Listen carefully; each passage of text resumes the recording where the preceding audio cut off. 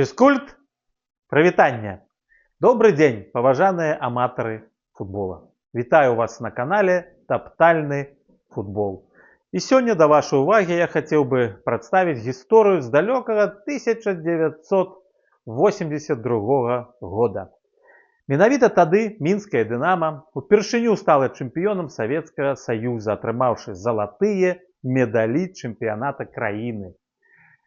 Гэты вялікі поспех каманды пад кіраўніцтвам Эдуарда Малафеева стаў сапраўдным святам для кожнага аматара спорту нашай рэспублікі. Ну уявіце сабе, дагэтуль чэмпіёнамі Савецкага Саюза былі прадстаўнікі Масквы, сталіцы Савецкага Саюза, Спартак, Дынама, ЦСКА, Торпеда, Киева, сталіцы Савецкай Украіны, Дынама, Киев, Тбілісі, сталіцы Грузіі, таксама Дынама, Еревана, сталіцы Арменіі, Арарат і адзіны прадстаўнік горада не сталіцы Саюзнай Рэспублікі, украінская Зара з Варашылаўграда. А самым вялікім поспехам беларускага клуба былі бронзавыя медалі чэмпіянату Украіны 1954 і 1963 гадоў, а таксама удзел у фінальным матчы за Кубак Савецкага Саюза 1965 года, калі ў двухраўндавай дуэлі мінчане прайгралі маскоўскаму «Спартаку». А тут на чацвёрты год пасля вяртання ў вышэйшую лігу савецкага футбола такі поспех.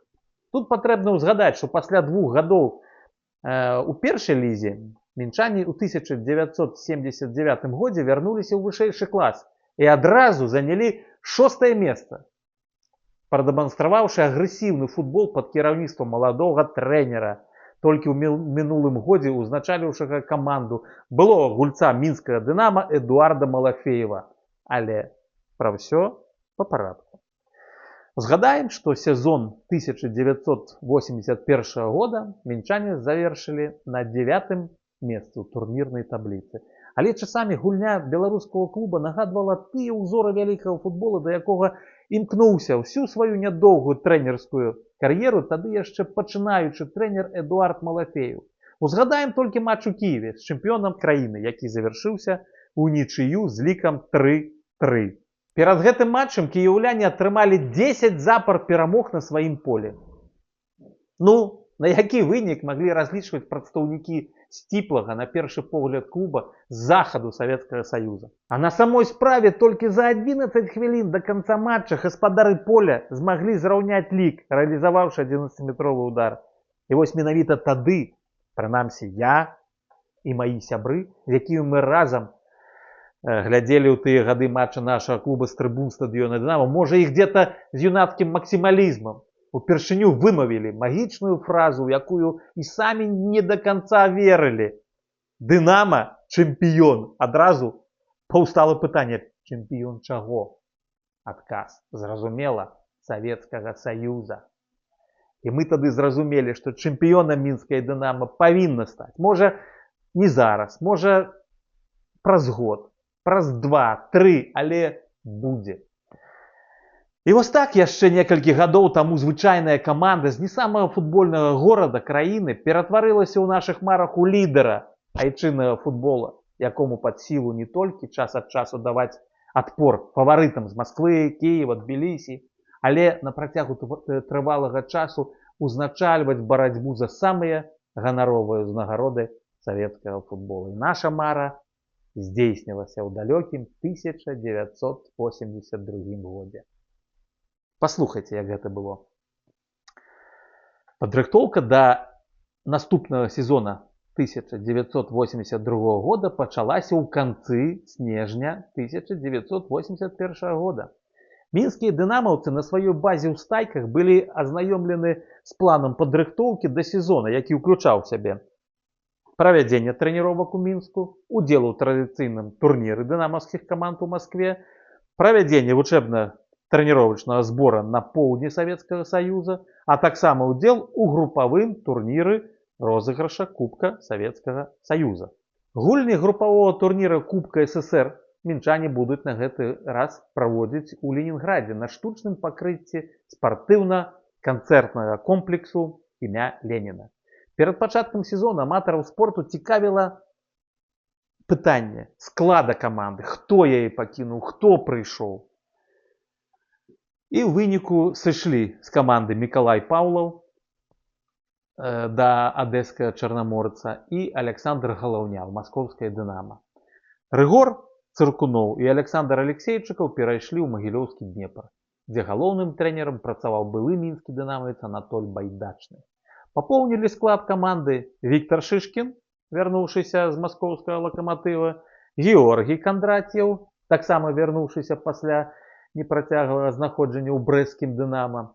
Таксама з Брэста прыйшоў у каманду Сергей Гоманаў, з Гомсельмаша Анатоль Панцялеев, з Віцебскай Двіны галкіпер Аркадзь Баталаў, з Калінінградскай Балтыкі Андрэй Сасніцкі і Ігар Кульченка.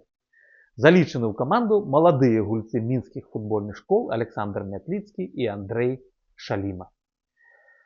Пасля трэніровак у Мінску каманда выехала ў сталіцу Савецкага Саюза, Маскву, каб прыняць удзел у традыцыйным турніры на прызы Цэнтральнага савета Дынама.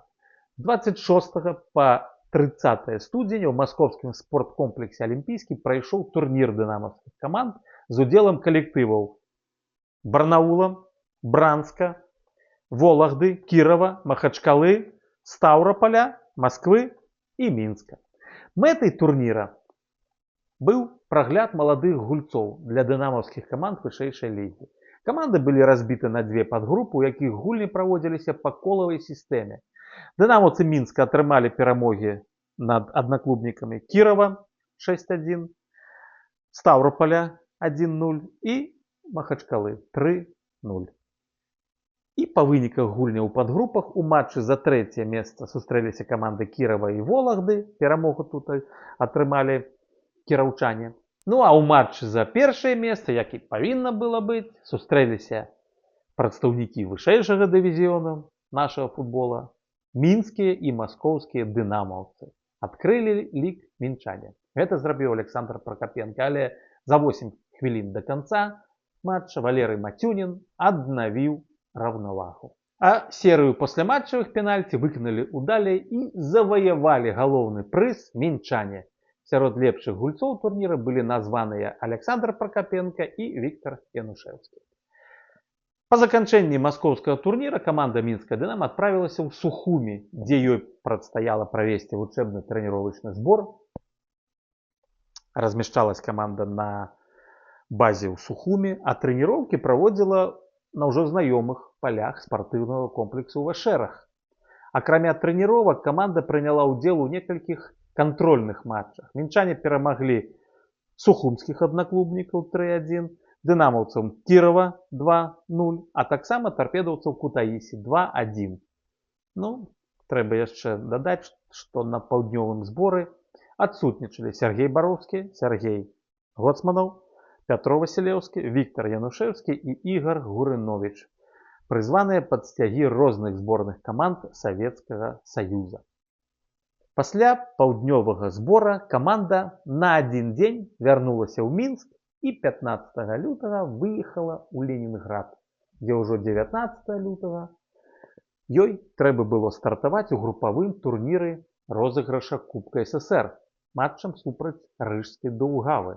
Акрамя мінчан і рыжан у гэтай групе прымалі ўдзел таксама украінскія Зара Варашалаўград, СКА Карпаты Львоў, літоўскі Жальгіріс Вільнюс і гаспадары поля ленінградскі Зеніт. У наступны этап розыгрыша у 1/8 фінала выходзілі першыя две каманды групы. Аб тым, як праходзілі гульні у групавым турніры Кубка СССР, мы пагутарым у наступным выпуску на нашым канале. І таксама пачнем апавяданне пра першыя матчы легендарнага для ўсіх беларускіх аматараў футбола чэмпіяната краіны 1982 года. Ну і ў канцы выпуска нагадаю, што ўпершыню ў сваёй гісторыі залатыя медалі чэмпіяната Савецкага Саюза мінскія дынамаўцы заваявалі 19 лістапада 1982 года. Стала быць, неўзабаве 43-я гадавіна самага буйнога поспеху айчыннага футбола савецкага перыяду.